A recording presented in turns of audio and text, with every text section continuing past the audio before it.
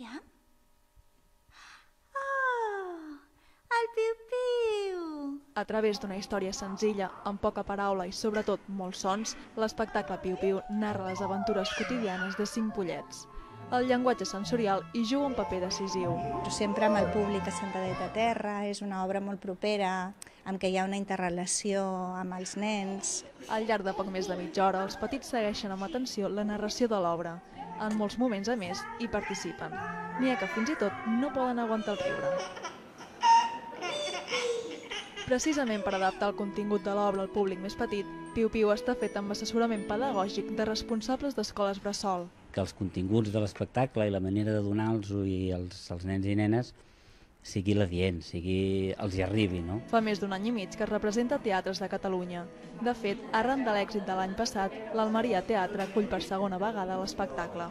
És un tipus de teatre amb poca oferta, però amb un públic emergent. El que sí que volem és que sigui la introducció del Manel al món del teatre. Té una història darrere i que als nens els agrada molt per seguir, per obrir la imaginació. Per qui en tingui ganes, Piu-Piu es representarà els 2 propers caps de setmana.